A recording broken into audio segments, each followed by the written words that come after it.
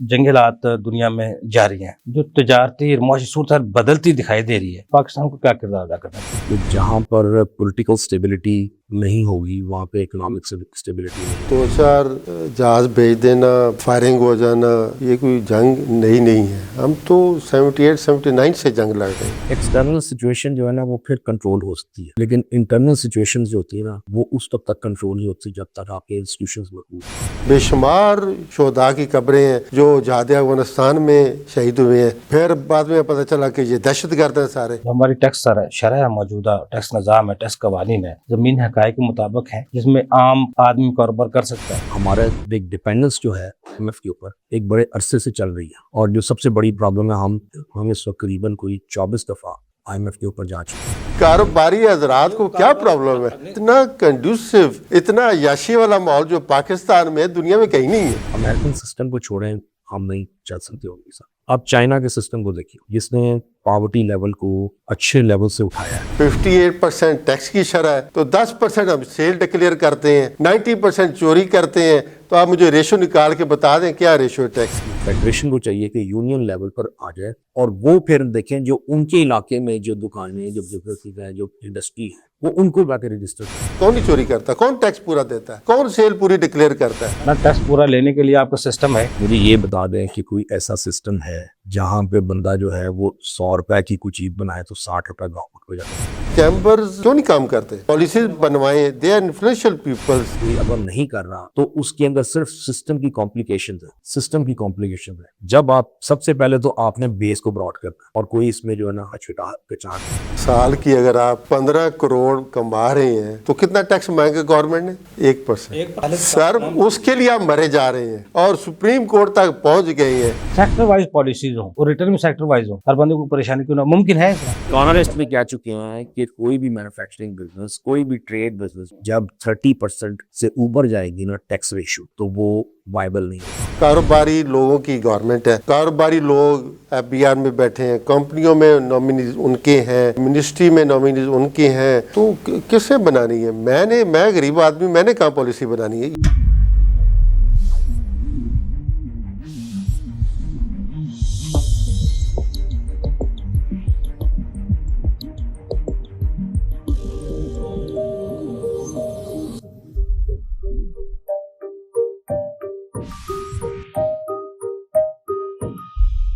अस्सलाम वालेकुम नाज़रीन, परवान पैसर साथ मैं हूँ अफजल अय्यूबी। नाज़रीन, पाकिस्तान के मौजूदा हालात में जो सूरत हाल, माशी सूरत हाल, तजारती सूरत हाल है और जो पॉलिटिकल सूरत हाल है, उसमें हम कहाँ खड़े हैं? दुनिया बहुत तेजी के साथ बदल रही है। तजारती ताल्लुकात के हवाले से भी, जंगों के हवाले से भी और तजारत के हवाले से भी पाकिस्तान को अपना किरदार क्या अदा करना चाहिए? अफगानिस्तान के साथ हमारे ताल्लुकात कैसे होने चाहिए? भारत के साथ कैसे होने चाहिए? ईरान के साथ कैसे होने चाहिए? जो हमसाय ममालिक के साथ हमें कैसे चलना चाहिए? और जो हमारा मौजूदा टैक्स निज़ाम है पाकिस्तान का, क्या वो कारोबारी जिंदगी के मुताबिक है? टैक्स की जो शरह है ताजरों की मंशा के मुताबिक है? और इस सिस्टम के तहत हम सर्वाइवल कर सकते हैं या नहीं कर सकते, इस पर आज हम गुफ्तगू करेंगे। और गुफ्तगू करने के लिए मेरे साथ मौजूद हैं जमील अख्तर बेग साहब, आप FC हैं, साबिक सदर हैं लाहौर बार एसोसिएशन के। उनके साथ मौजूद हैं सज्जाद अफजल शेख साहब, आप साबिक EC मेंबर हैं लाहौर चैम्बर ऑफ कॉमर्स के। शेख सज्जाद साहब, सबसे पहले आपकी तरफ से आऊंगा। सर, पाकिस्तान की जो मौजूदा सियासी और मुआशी सूरत हाल है, आप उसको किस तरह देखते हैं? सियासी और आप एक चीज देखें, बड़ा फिनोमेना है जो हम कहते रहते हो कि जहाँ पर पॉलिटिकल स्टेबिलिटी नहीं होगी वहाँ पे इकोनॉमिक स्टेबिलिटी नहीं। अब पाकिस्तान के जो पिछले 70 साल से आप देख रहे हैं जो मामला चल रहे हैं, पॉलिटिकल स्टेबिलिटी जो है वो इसी दौर में भी इतनी कोई अच्छी नहीं हुई, और उसकी वजह से बुक है फेलियर ऑफ नेशंस। आप कभी उसमें मुताला करें तो देखिए, एक है एक्सटर्नल सिचुएशन, एक है इंटरनल सिचुएशन। एक्सटर्नल सिचुएशन जो है ना वो फिर कंट्रोल हो सकती है, लेकिन इंटरनल सिचुएशन जो होती है ना वो उस तक कंट्रोल नहीं होती जब तक आपके इंस्टीट्यूशंस मजबूत ना हो। जब तक आप अपने इंस्टीट्यूशंस को मजबूत नहीं करेंगे, आपका स्ट्रॉन्ग पॉलिटिकल सिस्टम नहीं होगा, आपके इंटरनल जो है इंस्टीट्यूशंस नहीं बनेंगे, आपका जो है इकोनॉमिक सिस्टम जो है ना वो नहीं डेवलप होगा। सज्जाद साहब, आप इंस्टीट्यूशन की जो बात कर रहे हैं, ये हमारे रियासती इदारों की बात कर रहे हैं या जो गैर सियासी इदारे हैं उनकी बात कर रहे हैं? सबकी बात कर, हर चीज जो है ना इसमें शामिल है। जो इंस्टीट्यूशंस जो होते हैं ना, देखिए इंस्टीट्यूशंस आप देख रहे हैं, जिस तरह आपका FBR है या आपका जो है कोई भी इदारा है, एक्साइज एंड टैक्सेशन का है, कस्टम्स का इदारा है। तो ज़ाहिर है देखें, हम जब बात करते हैं ना जी कि यहाँ पर आपको आप देखें ना, हमारा एक डिपेंडेंस जो है IMF के ऊपर एक बड़े अरसे से चल रही है, और जो सबसे बड़ी प्रॉब्लम है, हम इस वक्त करीबन कोई 24 दफ़ा IMF के ऊपर जा चुके हैं। 25वें प्रोग्राम में जा चुके हैं हम। हर साल जो भी गवर्नमेंट आती है कोशिश करते हैं, या हम इकोनॉमिक मिनिस्टर हैं वो हमारे कोई बैंक से साल, साहब आप समझते हैं IMF के साथ मौजूदा टैक्स निज़ाम के तहत हम चल सकते हैं? हम नहीं चल सकते।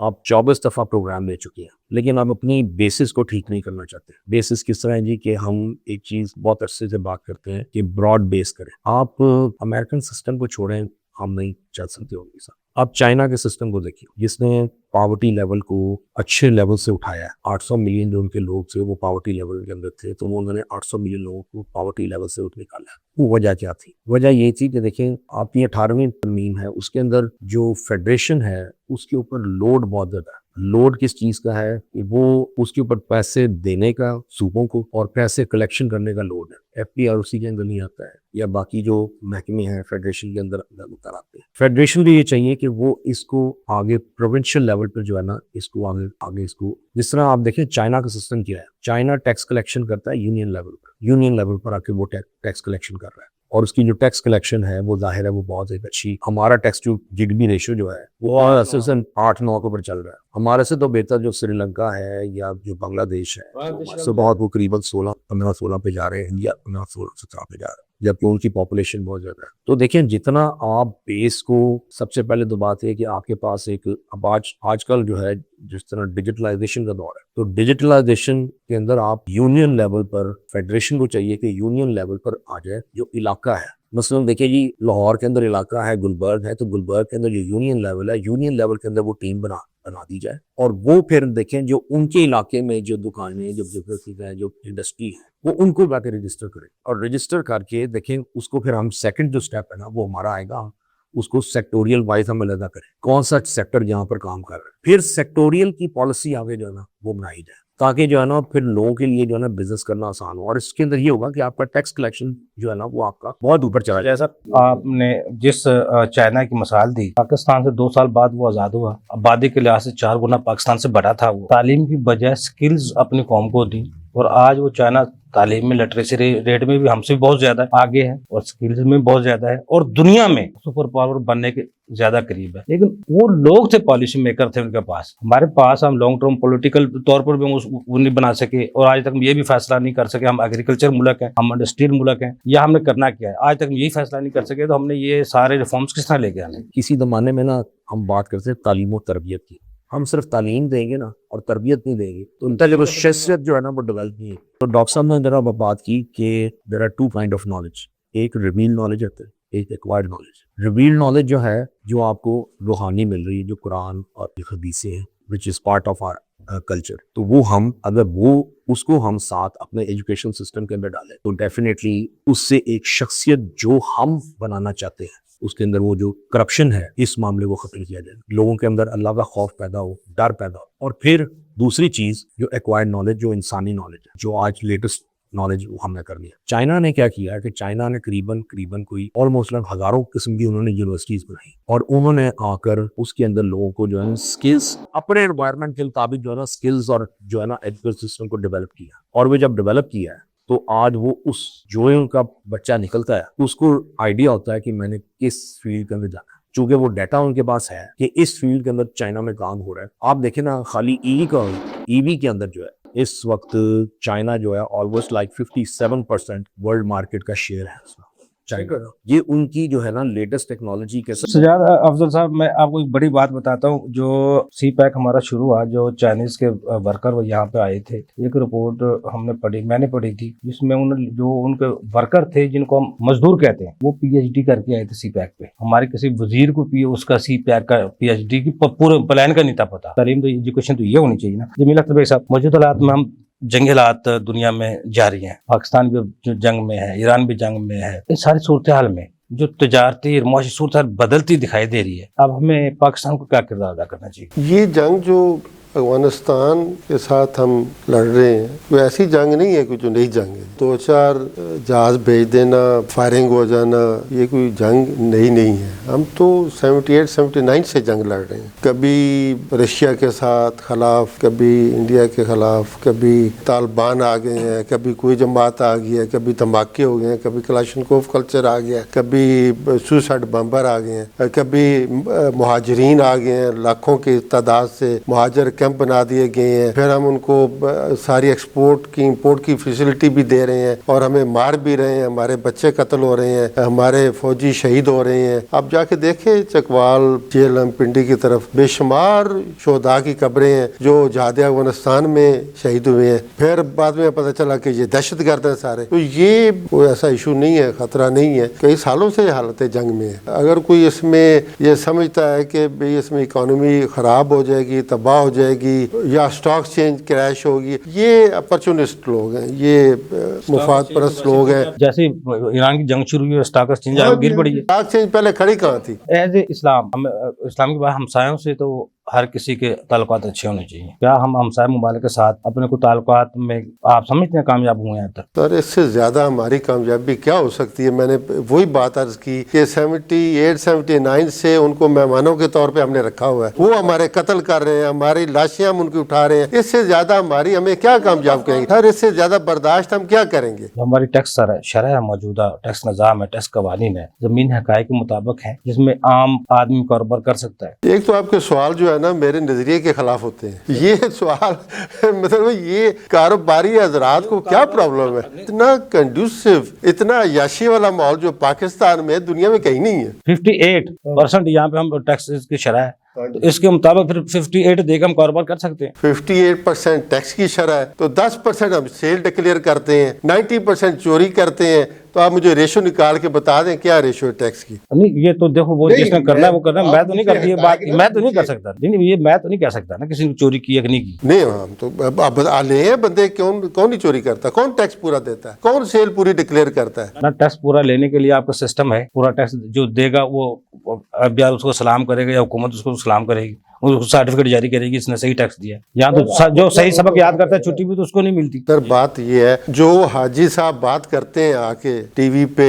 चैम्बर में बैठ के इधर उधर बातें, उससे पूछे कि आपने टैक्स पूरा दिया? ठीक है, अगर वो कहे कि नहीं दिया तो फिर उसको बात करने का तो कोई हक नहीं। सिस्टम पे बात तो वो करे सर जो कहे कि मैं पूरा टैक्स देता हूँ। तो देते हैं लोग पूरा टैक्स फिर किसी से को पूछ लें, सजाद साहब का आप देते हैं पूरा टैक्स? आप कैसे बंदे को जानते हैं जो टैक्स चोरी भी करता हो? नहीं जानते? मैं जानता हूँ, नहीं मैं जानता हूँ। देखिए हम अपने मुल्क के साथ फिटफुल होना चाहिए। बात ये नहीं है, बात दुख की है कि हम अपने मुल्क के साथ क्या सिंसियर हैं, क्या हम हलाल कमा के अपने मुल्क के लिए जो टैक्स है वो देते हैं? वो नहीं देते सर। जिस वक्त आप पूरा टैक्स देना शुरू कर दें, मैंने आपके बेशुमार प्रोग्रामों में बताया, मेरा एक नजरिया है, मेरी एक थ्योरी है कि टैक्स पूरा दें, फिर बात हम करें कि भाई ये गलत है, ये गलत है, ये गलत है। हजारों गलतियों मेरे में इतनी ज्यादा गलतियां मुझे पता है जितनी आम पब्लिक को नहीं पता, क्योंकि हम सिस्टम का हिस्सा है। आपकी जो सोच है वहाँ के लिए उसके लिए तो इंसान बनना पड़ेगा ना पहले। टैक्स पेयर है कितने? 25-26 करोड़ आवाम है। 60 लाख तो है। ज़राअत वालों से तो आप तमाम टैक्स लिए जा रहे हैं, उनसे गोशवारा लेते ही नहीं है। अगर उनसे गोशवारा लेने शुरू कर दें तो फिर एफडीआई का सिस्टम चले ही ना। ऐसे ही है ना, हकीकत यही है ना। अभी आप मोबाइल कॉम पे जो दे रहे हैं, मोबाइल रन करते हैं, उनसे भी तो आप टैक्स ले रहे हैं, तो उनको उससे भी रिटर्न फाइल करवाएं। कह रहा हूँ ना, ज़राअत वाले जिन लोग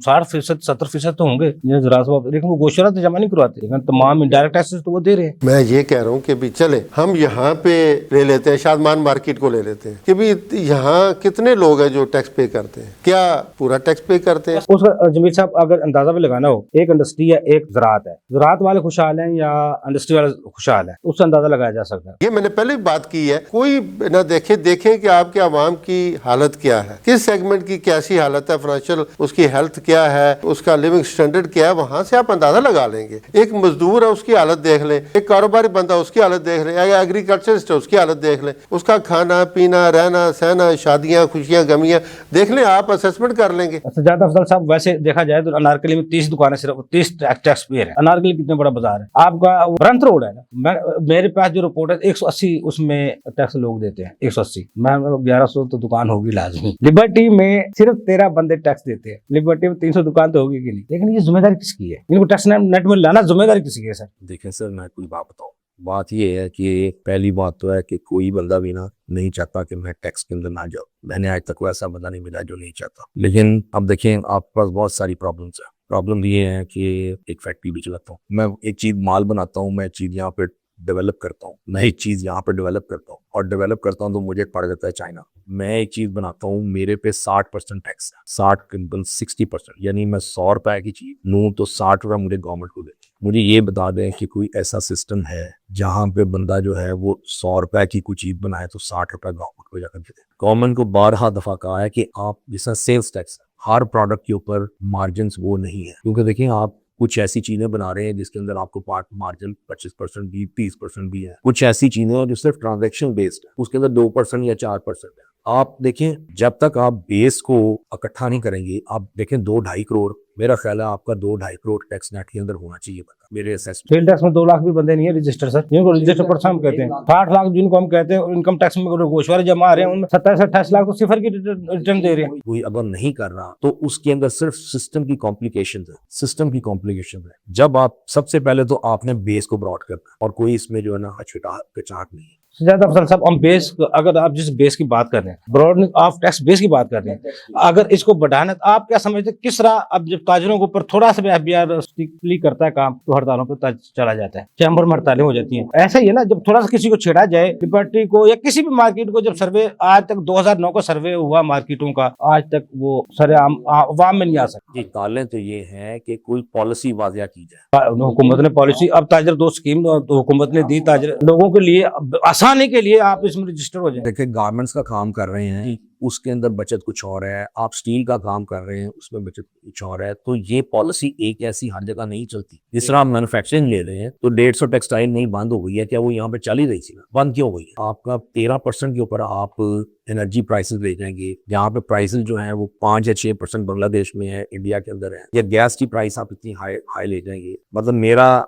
जो था वो 650 पे टैरिफ था, वो उठ के आपने 4000 पे कर दिया। तो देखें, वहां पे ऊपर आप 18% कर रहे हैं, ऊपर से चाइना से माल आ रहा है, तो उनकी कॉस्ट ऑफ जो डूइंग बिजनेस है वो तो बहुत थोड़ी है। अभी तो हमारे इतने टैरिफ प्रोटेक्शंस हैं, तो उसके बावजूद चाइना का माल जो है ना उसका मुकाबला नहीं यहाँ पे हो पा रहा। और इसमें लोगों ने फिर जब यहाँ देखा वो मैन्युफैक्चरिंग फिर पाकिस्तान में यही वजह है, वो अनजस्टिस चल नहीं पा रही। लेकिन इंपोर्ट जब पड़ता है, इंपोर्ट आप सस्ती तो लिखा था, लेकिन उस पे कस्टम ड्यूटी तो पड़ती है, दूसरे पड़ता है जनाब। इकोनॉमिस्ट भी कह चुके हैं कि कोई भी मैन्युफैक्चरिंग बिजनेस, कोई भी ट्रेड बिजनेस जब 30% से ऊपर जाएगी ना टैक्स रेशियो, तो वो वायबल नहीं होगा कोई भी चीज। तो आपकी मैन्युफैक्चरिंग इस वक्त करीबन 60-61% पे है जो टैक्सेशन है। कोई ना कोई हर बंदा, अब जाहिर है जब तक आप उसको नीचे नहीं करेंगे, अब देखें ना, वही आप सेल्स टैक्स है उसको आप 18% से उठा के 5% भी लेंगे, 6% भी लेंगे, और लोग जो है ना उसमें आएंगे और देंगे पैसे। आपकी रेशो भी बढ़ेगी, आपकी बेस भी बढ़ेगी, और लोग पैसे भी ना आपको उसमें जमा करवाएंगे। मुझे लगता है साहब, ब्रेक का मुझे कहा जा रहा है, सजाद अफजल साहब ने बड़ी अच्छी बात की। जब टैक्स की जो शरह हमारी बहुत ज्यादा है, टैक्स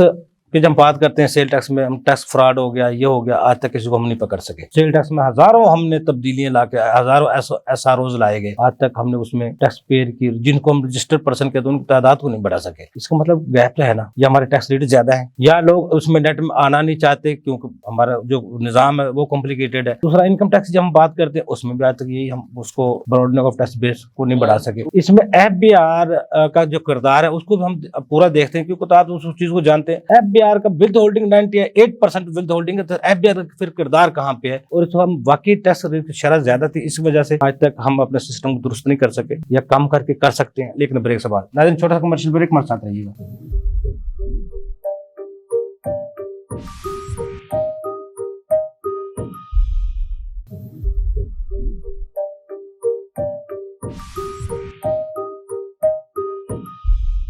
वेलकम बैक नाजरीन। जी जमील साहब, सेल टैक्स का रेट हाई है इसलिए लोग टैक्स नहीं देते, ये अजीब किस्म की मिथ हमने बिगाड़ के तो मार्केट में फेंक देनी होती है और फिर आगे काम चलता रहता है। सर सुने, टैक्स रेट इनपुट जो मिलता है हुकूमत तो देती है, इनपुट मिलता ही नहीं है, रिफंड मिलता ही नहीं है। वो दोनों पासों करप्शन का गढ़ होता है। रिफंड की बात नहीं हो रही, टैक्स रेट की बात हो रही है। टैक्स रेट 18% है, हम कह रहे हैं ये टैक्स रेट हायर है, ये 15% भी रहा है, 14% भी रहा है, 10% भी रहा है, 18% भी, ये चेंज होता रहता है। ये गवर्नमेंट अपना बजट बेहतर करने के लिए टैक्स रेट चेंज करती रहती है। पॉइंट ये है कि ये वैल्यू एडिशन टैक्स है, ये जिस पे चार्ज हो रहा है उसने नहीं देना तो एंड कंज्यूमर ने। वैल्यू एडिशन हो, थोड़ा बहुत ही वैल्यू एडिशन करके वो हम पास ऑन करते रहते हैं, कुछ कैरी फॉरवर्ड करते रहते हैं, कुछ टैक्स जमा कर देते हैं। देखें ये भी एक कंडीशन है, गवर्नमेंट कहती है कि आप 90% तक इनपुट लें, 10% जरूर पे करें। मतलब कुछ ऐसे लोग हैं जो थे, जो आप पिछली रिटर्न देख लें कि वो कैरी फॉरवर्ड करते ही रहते थे, इनपुट आउटपुट का डिफरेंस तो टैक्स जमा ही नहीं कराते थे। उन्होंने गवर्नमेंट कहा जी कम से कम कैरी फॉरवर्ड जरूर कर ले, बस 10% तो दें। ये गवर्नमेंट के रेवेन्यू मेजर्स। हम बात कर रहे हैं गवर्नमेंट की, स्टेट की, कि स्टेट को हम क्या कंट्रीब्यूट कर रहे हैं, क्या दे रहे हैं। इनकम टैक्स की बात कर लें, इनकम टैक्स आपका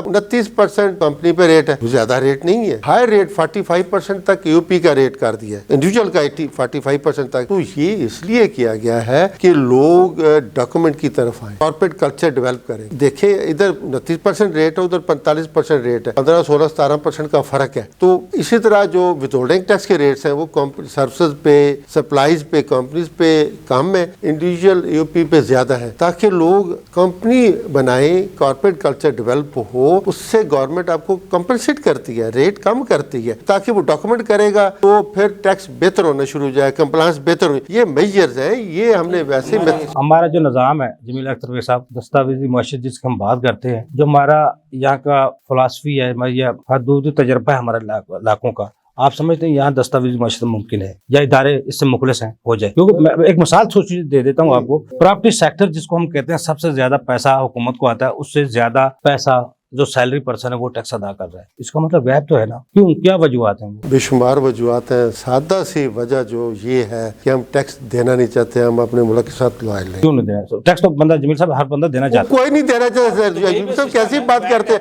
मुझे तो आज तक कोई बंदा नहीं मिला जो टैक्स देना चाहता है। सर पूरी दुनिया में ऐसा बंदा कोई नहीं, यूरोप में, अमेरिका में कोई टैक्स देना नहीं चाहता। टैक्स देना ये होता है कि अपनी आप कंप्लायंस करते हैं, कोशिश करते हैं, फिर टैक्स के सिस्टम ऐसे डेवलप कर देते हैं। बहरहाल उसमें ऑनेस्टी का इंपॉर्टेंट इंग्रेडिएंट है कि हम ये ऑनेस्ट अपने आप को समझते हैं कि भाई हमने टैक्स की हेराफेरी नहीं करनी, टैक्स हमने बचाना नहीं। ये एलिमेंट बहुत जरूरी है। देखिए हम रिटर्न फाइल करते हैं, उसमें लिखते हैं कि जो ऊपर दिया है सारा बिल्कुल सच है, झूठ नहीं है, सॉल्मिट हो तो नीचे साइन कर देते हैं और रिटर्न गलत होती है। ये खड़े होकर सोचने का मुकाम है। अगर आप दूसरे लोगों को देखें तो वो कहते हैं कि मैंने बेशुमार ऐसी वाकयात देखे कि लोग टैक्स, वो कहते हैं नहीं भाई ये हम नहीं करेंगे, हम क्यों इस तरह करें, आप हमें टैक्स बचाते हैं। ये आपका अंदर का ज़मीर है जो आपको जगाता है कि भाई मैंने ये काम नहीं करना। एक प्रोग्राम में आपने मिसाल दी थी, एक चाय वाला 2000 चाय बेचे तो वो कुछ 50,000 लाख रुपए दिल्ली का घर लेके जाता है। अगर वो टैक्स दे तो कितना टैक्स उस पर लगता है? कैसे हजारों चाय वाले होंगे, लेकिन कुछ ऐसे भी होंगे जो बेचारे खर्चा भी नहीं पूरा करते अपना। लेकिन मसला तो ये सिस्टम या तो सबके लिए एक जैसा हो, उसका सर्वे किया जाए ना, लाइव सर्वे करें हम मार्केटों का। जो टैक्स नेट के दायरा कार में आता है उनको टैक्स नेट में दायरा कार में लाते, जो नहीं आते उनको रिफंड भी दे। तो इनडायरेक्ट टैक्स तो सबसे लिए जा रहे हैं। अगर ये आपके एग्रीकल्चर सेक्टर वाले अपना गोशवारा जमा करवाना शुरू कर दे तो आप क्या समझते हैं हुकूमत को कितना पैसा देना पड़ जाएगा? हाँ जी, रिफंड देना पड़ेगा। वो मतलब उतनी वैल्यू एडिशन नहीं होती वहाँ पे, बल्कि लॉस होता है कि रिफंड देना पड़ेगा। तो इसी तरह ये मोबाइल कंपनियों के जो मोबाइल यूजर हैं, ये टैक्स, एक काम वाली है वो भी टैक्स दे रही है। तो ये मेजर्स टैक्स कलेक्शंस के हैं, ये मेजर्स गलत है कि जिसका टैक्स नहीं बनता आप उससे टैक्स ना लें। बट दूसरी ये बात है कि जिसका टैक्स बनता है उससे लिया जाए। हमारी बैसियत सिटीजन ऑफ पाकिस्तान जिम्मेदारी है, अगर हमारा टैक्स बनता है तो हम खुद अदा करें, करना चाहिए। सजाद साहब आप कुछ कह रहे थे? जब आपकी कंपैरिजन होता है ना, जब आप कोई लोकल चीज को आप फॉरेन चीज के साथ कंपैरिजन करें ना, तो आपको वो वर्केबल नहीं रहता। आप कोई चीज भी उठा के देख लें, किसी चीज को भी उठा के देख लें। हाँ, आप इस तरह कर लें जो आजकल जिस तरह हमारे पे यहाँ पे देखें ना, बॉर्डर से भी माल आए होते हैं सारे, या अफगान ट्रेड से भी बहुत सारे माल आए हैं। तो अब जाहिर है उसके अंदर लोकल इंडस्ट्री तो जो है ना वो सफर करती गई है। लेकिन सजाद साहब ये भी तो मामला है, कभी आज 20 साल पहले जो पाकिस्तान की चीज थी, चाइना की चीज थी, दोनों को मुआवजा जब किसी एक बंदा करता था, वो कहता है चाइना की छोड़ दो, ये चंद दिन चलेगी, पाकिस्तान की फिर भी 10 दिन चल जाएगी। अब तो उल्टा हो गया वो भी काम, अब चाइना की कीमतें ज्यादा हो गई हैं। चाइना की कीमतें ज्यादा, वो ज्यादा हो के भी हमारे से कॉस्ट वाइज जो है ना वो कम है। मैं इसलिए कहता हूँ ना कि देखिए, जब आप सेक्टोरियल आप एनालिसिस करेंगे ना, तो सेक्टोरियल एनालिसिस के अंदर हर चीज की प्रॉफिटेबिलिटी रेशो एक नहीं होता। तो उसकी जहां पे प्रॉफिटेबिलिटी रेशो एक नहीं होता, तो वहां पे आपको पॉलिसी सेक्टर वाइज बनानी पड़ती है। जब तक आप सेक्टर वाइज पॉलिसी नहीं बनाएंगे, मैं एक काम करता हूँ, उसमें मैंने कोई करीबन 10 आइटम है, मैंने उसके अंदर इंपोर्ट सब्स्टिट्यूशन की पाकिस्तान में, लेकिन मैं हर साल उसके अंदर फेलियर के अंदर गया। जब फेलियर के अंदर गया, मुझे पता चला, बाद में मैंने एनालिसिस निकाले, तो आप ये सोचें कि चाइना से जो माल आ रहा था उसके ऊपर टैक्स जो था वो 50% था, और जो मैं यहाँ पर लोकल बना रहा था उस पर टैक्स 80% था। मेरी जाहिर है, देखें, जो कॉस्ट ऑफ डूइंग बिजनेस है वो ऐसी बनी हुई है, ऐसा फ्रेमवर्क बना है, वो सारे जो मैंने आपको शुरू में बात की ना, इंस्टीट्यूशंस को ठीक करें, इंस्टीट्यूशंस को ठीक करें, सेक्टोरियल पॉलिसीज लेके आए उसके अंदर। और अगर सेक्टर वाइज भी लानी है तो फिर रेट कोई भी हो, लेकिन पॉलिसी बन जाएगी। देखिए, कुछ ऐसे सेक्टर्स हैं जो जहाँ पे 100% मार्जिन भी है, अगर वो 30% भी ले लेगा ना, या 40% भी प्रॉफिट दे देगा, अगर उसमें टैक्स दे देगा, तो सर को तकलीफ नहीं पड़ेगा। लेकिन अगर जिसके अंदर आप 2% नहीं कमा रहे, उसके अंदर आप 15% दे देंगे, तो वो तो देखें, जितनी इंपोर्ट सब्स्टिट्यूशन यहाँ पे की है वो तो करने का फायदा ही नहीं है, वो तो सारा। जो हमारी एक्सपोर्ट पॉलिसी है सुजात साहब, आप उससे कितना मुतफिक हैं? एक्सपोर्ट जो है ना, वो इस मुल्क के अंदर बिल्कुल हो सकती है, लेकिन वही बात आ गई, जैसा मैंने आपको बताया कि देखिए, आपकी गैस के टैरिफ बहुत हाई है, आपकी बिजली का टैरिफ बहुत हाई है। देखिए, लोग देते हैं, लोग देना चाहते हैं, लेकिन अगर वही आप यूरोप में चले जाएं तो 35% अगर उनका एक टैक्स का है ना, कि 35% जो टैक्स देना है, तो वो देते हैं, और उसका एंड ये होता है कि जब वो 60 साल से ऊपर चला जाता है, तो फिर वो टैक्स उसको बेनिफिट में भी जाता है। यहाँ पे 60 साल के ऊपर बंदा जो चला जाता है, उसको बेनिफिट में मिलता है कोई चीज, यहाँ पर 60% पे चला रहता है काम, और देते भी हैं लोग देते भी हैं। जो देते हैं उनकी इंडस्ट्रीज का या उनकी बिजनेसेस का क्या हाल हो गया, मतलब वो बहुत थोड़े से रह गए। यानी वो जहाँ पे मैंने आपको बताया कि जहाँ पे प्रॉफिटेबिलिटी रेशियो बहुत ही अच्छा है, तो वो मुमकिन है वो देते हो। दूसरा, ये कॉम्प्लेक्सिटीज जो है ना वो बंद करें, रिटर्न्स के अंदर इतनी कॉम्प्लेक्सिटीज है, अब बिल्कुल सादा एक चीज बनाएं, ताकि जो है ना लोगों को, यानी जो लोगों की मेंटालिटी है उसी हिसाब से लोग अपनी रिटर्न जो है ना जमा कराएं, और उनको पता होगा यार मैंने लिमिटेड देना है, एक चीज देनी है, और देखें जहाँ पे 2, 4, 5% होगा ना, यानी देना पड़ेगा, लेट्स से सेल्स टैक्स, लोग चोरी नहीं करेंगे। अच्छा, जमील अख्तर साहब, जिस तरह अभी सज्जाद साहब कह रहे थे, सेक्टर वाइज पॉलिसीज हो और रिटर्न भी सेक्टर वाइज हो, हर बंदे को परेशानी क्यों ना, मुमकिन है, इस तरह हो सकता है? कारोबारी लोगों की गवर्नमेंट है, कारोबारी लोग FBR में बैठे हैं, कंपनियों में नॉमिनीज उनके हैं, मिनिस्ट्री में नॉमिनीज उनके हैं, तो किसने बनानी है? मैं गरीब आदमी, मैंने कहाँ पॉलिसी बनानी है? ये क्यों नहीं बनाते पॉलिसी? देखें, चैम्बर्स का काम है डियोपॉलिसी, चैम्बर्स क्यों नहीं काम करते? पॉलिसी बनवाएं, they are influential peoples, billionaire वो लोग, चैम्बर के बिजनेसमैन अमीर लोग हैं ना सारे। चैम्बर का सदर वजीर आजम है हमारे पाकिस्तान का, वजीर खजाना भी है, मशीर खजाना भी है, मशीर वजीर आजम का जो मशीर साहब चैम्बर का मेंबर है ना, लाहौर चैम्बर का मेंबर है, नायब वजीर आजम वो लाहौर का मेंबर है, प्रेसिडेंट रहे हैं दोनों के, तो ये क्यों नहीं बनाते पॉलिसी? किसने रोका इनको? ये सिर्फ सर बात मेरी वहीं पे है कि कोई नहीं रोकता आपको। अगर आपने मुल्क के लिए कंट्रीब्यूट करना है, मुल्क के लिए काम करना है, तो कोई नहीं रोकता तुझे। अगर वो बहाने हजारों हैं। तो अब सुपर टैक्स का जो फैसला आया वफाकी आईनी अदालत से, अब कुछ तो लोग हैं कुछ देते रहे, कुछ लोग एकदम यकमुश्त नहीं दे सकेंगे वो, तो एक तो तलवार ये टैक्स पेयर के ऊपर लटक गई, दूसरा 7E का भी फैसला आने वाला है। आप क्या समझते हैं, दोनों फैसले अगर इनके डिपार्टमेंट के हक में आ गए तो फिर हम कहाँ स्टैंड करेंगे? साल की अगर आप 15 करोड़ कमा रहे हैं तो कितना टैक्स मांगे गवर्नमेंट ने?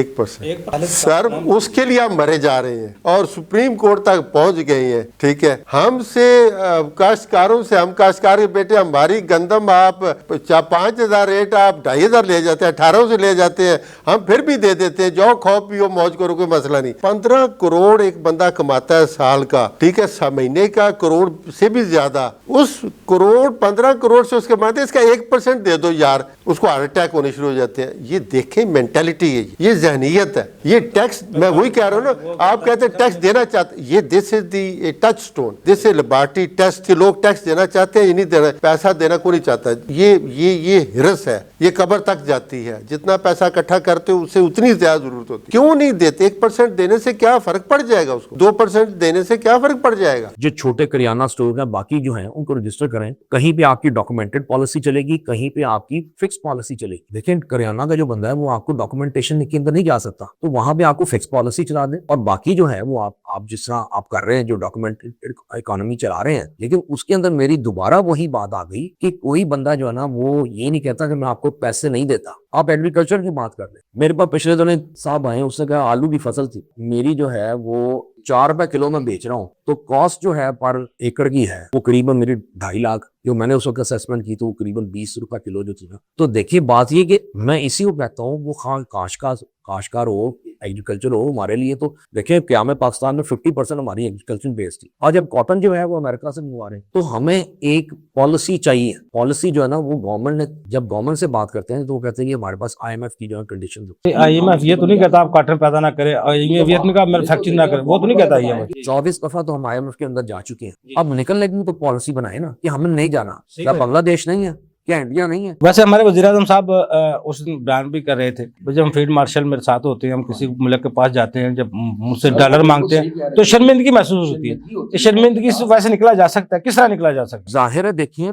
सीधी सी बात है, अपने सोर्सेज के ऊपर आना पड़ेगा। सोर्सेज पे तब आएंगे, देखिए मैं एक कारोबार करता हूँ, मैं अपना बजटिंग तब तक नहीं बना सकता जब तक मैं देखूँ ना कि मेरे पास स्टॉक कितना पड़ा हुआ है या मेरे पास रिसोर्सेज क्या है। तो सबसे पहले तो मुझे अपने रिसोर्सेज स्टेप अप करने हैं, उस रिसोर्सेज के ऊपर फिर मैंने अपने एक्सपेंडिचर्स जो है ना उस हिसाब से बनाने हैं। मैं ना एक विंजाइज डिपार्टमेंट बनाऊँ, ठीक है, मैं अपनी एक्सपेंडिचर्स कम करूँ ना, जब मेरे एक्सपेंडिचर्स कम हो जाएंगे तो मुझे जाहिर है मुझे बोरिंग्स नहीं करनी पड़ेगी। इस वक्त बैंकों में क्या हो रहा है, आप देखें बैंक जो है ना हाईएस्ट प्रॉफिटेबिलिटी जा रहे हैं। वजह क्या है कि आप देखिए हर जगह बैंक खुल रहा है, और बैंक खुल रहा है 30% सिर्फ लोगों को बिजनेस के लिए बैंक तो होता है कि बिजनेसेस को प्रमोट करे, 70% जो है उसका शेयर गवर्नमेंट ले जाती है। तो जाहिर है जब अगर बैंक्स ने ही सारा वो शेयर ले रहे हैं तो 30% सिर्फ उन इंडस्ट्रीज को या ट्रेड को मिलना है, तो ट्रेड कहाँ से चलेगा? वो तो कहता है कि मुझे SMEs चलाने की जरूरत ही नहीं है, वो कहेगा मैं छोटे छोटे जो लोन्स दूंगा लोगों को, मैं एक बड़ा लोन देता हूँ तो मुझे उसमें से प्रॉफिट है। तो करीबन 70% जो है ना वो गवर्नमेंट उनमें से वो उनका लोन उठा के ले जाती है। उनको जब गवर्नमेंट को पे करना पड़ता है वो मरता तो नहीं है ना, वो गवर्नमेंट तो उसको पे कर देती है। यहाँ पे जो 30% आता है वो SMEs का। अब चाइना आप देखें कि जो एक्सपोर्ट कर रहा है वो 65% एक SME के शेयर से कर रहा है। तो उसने अपनी पॉलिसी बनाई है ना, उसने मैं आपको बता रहा हूँ कि यूनियन लेवल के ऊपर उसने जाकर टैक्सेशन की पॉलिसी बनाई है और टैक्सेशन इकट्ठा करके दी है। वो टैक्सेशन इतना इकट्ठा हुआ है कि उनको IMF के ऊपर जाने की जरूरत ही नहीं पड़ा। छोटा दुकानदार है, वो जो इंडस्ट्रियलिस्ट है, चले आप एग्रीकल्चर में भी आ जाए, वैल्यू एडिशन कर रहे हैं वो बेचारे जो कर रहे हैं, वो सबके साथ ये सिस्टम जो है ना, असल जो है ना system need to be refurbished. इसको मैं थोड़ा सा आगे प्यूरिफाई कर दूं, बेहतर कर दूं। यूनियन काउंसिल लेवल पे ये जो आपके बलदियाती अदारे हैं, इनके दफ्तर बने हुए हैं, इनको मेरी तजवीज़ ये है कि ये जब कोई कारोबार करना चाहे, दुकान बनाना चाहे, तो ये यूनियन काउंसिल से लाइसेंस ले कि भाई आपने ये अब दुकान बनाई है तो ये काम करना, और साथ आपने लाइसेंस लेने के लिए प्री रिक्विजिट का आप एंटी सर्टिफिकेट दें उसको, फिर रिटर्न फॉलो करें, फिर जब रिटर्न जैसे चैम्बर्स करते हैं रिटर्न की रिन्यू होनी है तो फिर उससे वो इलेक्शन में ऐसा डाल सकता है, अपना वोट डाल सकता है ना। अब हम ये कहते हैं कि जी ये यहाँ पे लिबर्टी में सारे 13 है, ब्रांडन रोड पे कोई 100-150 टैक्स दे रहा है, बाकी कोई नहीं दे रहा, तो यूनियन काउंसिल लेवल पे उनको ऑथराइज किया जाए, वो जाके उनको चेक करें कि आप टैक्स देते हैं, सेल टैक्स देते हैं, इनकम टैक्स देते हैं, पंजाब रेवेन्यू अथॉरिटी का टैक्स देते हैं, जो टैक्सेशन है, प्रोफेशनल टैक्स देते हैं। एक वक्त वो भी आया था जब रेडियो पे भी एक टोकन नंबर लग गया था, टोकन नंबर होगा, ठीक है, आप सोशल सिक्योरिटी देते हैं, अपने लेबर की इतनी है, लोकल लेवल पे ये चीजें की जाए। बट आप देखें यहाँ पे बलदियाती इलेक्शन ही नहीं होते, बलदियाती अदारे हैं ही नहीं है, बनने नहीं दिए जाते, ये सारी चीजें। फिर वही बात मेरी है कि ये नीयतों पे है, ये ऐसे नहीं होता, इसके लिए कमिटमेंट चाहिए, ऑनेस्ट होना बहुत जरूरी है, प्री रिक्विजिट। आप उम्मीदें रखें अरबों की और आप सहूलत ना दें लाखों की भी, तो फिर उम्मीद वो पूरा तो नहीं ना ख्वाब हो सकता। सहूलतें तो आपको बहुत मिल रही हैं, सड़कें बन रही हैं, हम टिकटॉक भी देखते हैं, इश्तिहार देखते हैं, पुल प्लाजा देके जाते हैं, जो सड़क पे जिसमें भी जाते हैं टैक्स देकर अदा करके जाते हैं। जनाब आपके